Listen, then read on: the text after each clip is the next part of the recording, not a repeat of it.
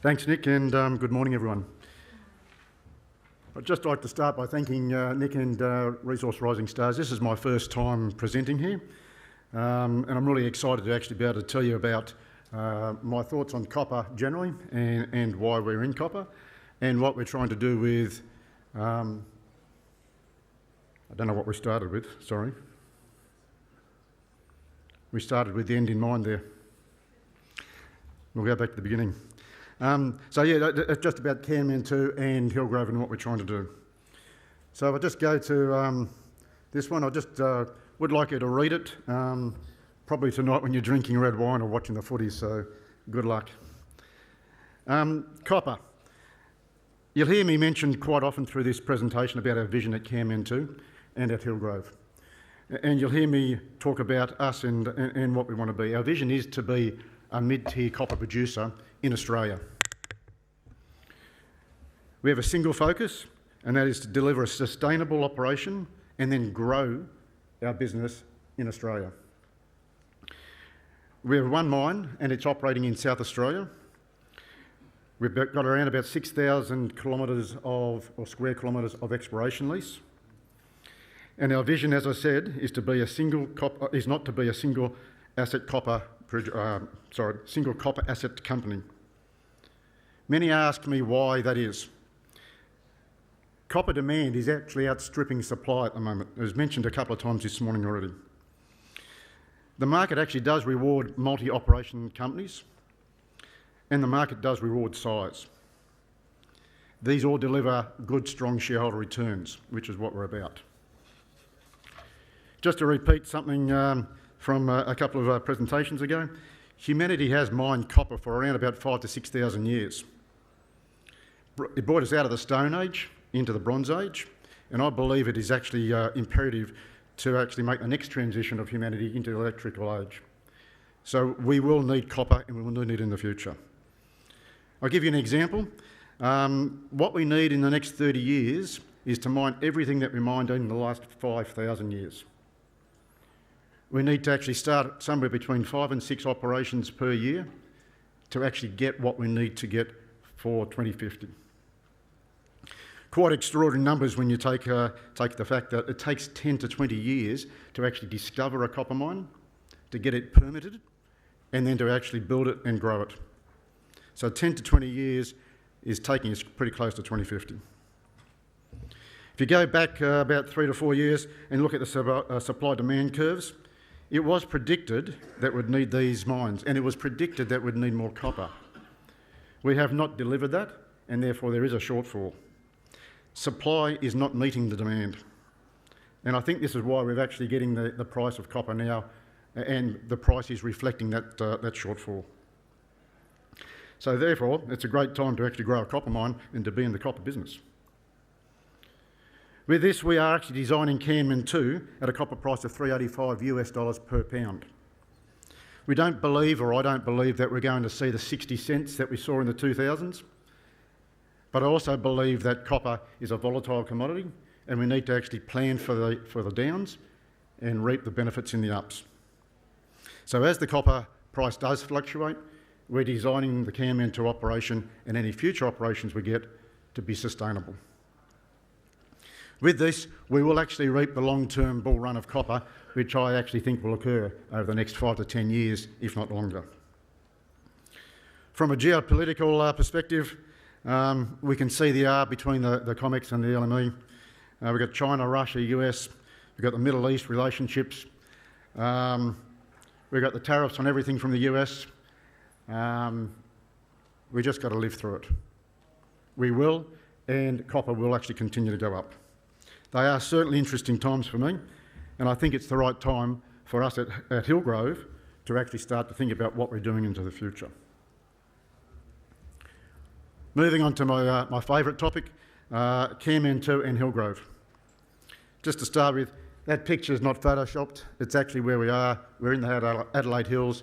We're about 55 kilometres from where we sit today, so it takes us under an hour to get to the mine site from the middle of Adelaide City. It's no wonder that we've got 95% of our people live within the local communities. It's also, I believe, one of the best locations to have a mine in Australia. Close to local workforce, close to infrastructure, and close to everything that we need. We mine from a resource which is below historic open pits. We mine from an area that has actually been known for mining copper since the mid-1800s. So it's got a long history of mining and a long history of copper mining. The mining is conventional uphole open stoping, it's retreat stoping, and it's got extremely good geotechnical conditions in the ground. And we can see this in the open pit walls, and we can see the transition to the underground going very nicely. We have a processing plant that produces or can produce 3.6 million tonnes per year. We're putting 1.4 through it at the moment. We're planning to go to 1.8 over the next 12 months. We have access to local employees, cheap power, water. We're on the interconnecting highway from Melbourne to Adelaide, so within 3 kilometres of our site, we have a 4-lane bitumen highway. Extremely good from a servicing perspective and getting to the site. It's actually a great location, and it's actually why we can make money and be economic at a 1% head grade. These are the things that actually make us economic. I spoke about our vision earlier. It's actually simple. It's actually a simple one. We want to be a mid-tier, multi-asset Australian copper producer, unlocking value for the sustainable future. I did mention safety. Safety is the first of our values. Safety in our people, safety in our community, safety in our environment, and safety for the world. I think it's important that we think about safety in everything we do, and it's actually enshrined in the second 2 of the values as well. So we think about safety in everything we do right across the business. It's very hard. It's very easy to actually say it. It's very hard to do it, and we focus on it every day that we actually start work at the mine site or in the head office. Kanmantoo is an operating mine. We are delivering copper and gold into the world marketplace, and we have 2 simple priorities that come out of our vision. The first one is to deliver Kanmantoo, and we've actually put out a guidance for 2025 of 12,000 to 14,000 tonnes of copper produced at an all-in cost, so that's an all-in cost, not an all-in sustaining cost, of $3.40 to $3.90 US per pound.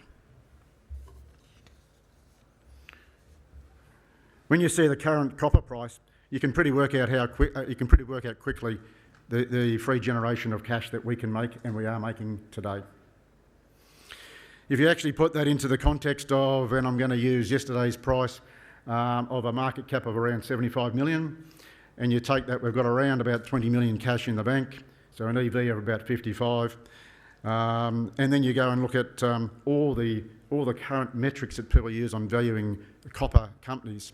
We're extremely undervalued. Our second priority is to actually grow the business, both organically and inorganically. Which path we take will depend on which is the greater shareholder return, and we'll assess those as they come about. Kanmantoo, as I said, is our first priority, and it's critical to our short-term success. Over the last 10 months, we've stabilised the operation. We've increased the resource and the reserve to deliver a decent mine life. We've put guidance out so people can actually judge us on what we say we're going to do and how we are delivering against our promises. We've fixed the balance sheet, and we've started to grow the Kanmantoo operation to become a mid-size underground operation of 1.8 million tonnes per year. We announced a positive maiden year operating cash flow last year of $21 million, and that was only with 6 months of commercial production. We now have a decent resource to grow from. In 2025, our plan is to accelerate the Nugent decline to open up 6 more sublevels within the Nugent resource. We plan to increase the plant throughput by 25% to 1.8 million tonnes, which is around about 50% of the capacity of our plant.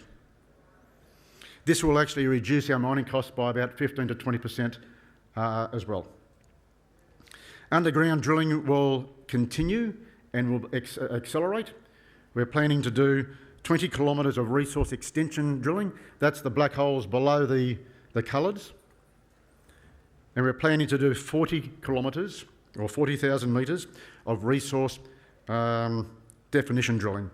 So that's bringing inferred to indicated to measured. With a significant amount of this data, we'll be going into our mineral resource estimate and our ore reserve update, which we're planning to bring out in the December quarter this year. We brought the maiden reserve out last year, and we'll update that in the December quarter this year again. Additionally, we've actually got holes planned to go across to Emily Star, Valentine's, Critchley's, North Cav to test those deposits as well. So they're starting to test the deposits for the future. As a company, we have a pretty big year ahead of us, but there's a lot of momentum, and I'm pretty certain we can come out with a lot of news that you can hear over the next 12 months. Just in addition to the on-site work, at Cameron 2, we have a number of organic opportunities within our existing exploration leases. As I said, there's around about 6,000 square kilometres of them. These are all porphyry potential, and these are all things that we're actually progressing this year. So we've started work on the Kanapa deposit up to the northeast, and we've actually started some preliminary work on the southeast exploration leases as well. In closing, we are primed to grow and deliver our strategy. We have quality people and installed capacity to outperform. We are well funded, and not just to deliver our existing business, but to start to also grow our business. I expect as people see us delivering, we'll see our EV to EBITDA, our EV to copper produced, all grow. If you do the calculations for those two metrics today, we're at the bottom end of any of my peers.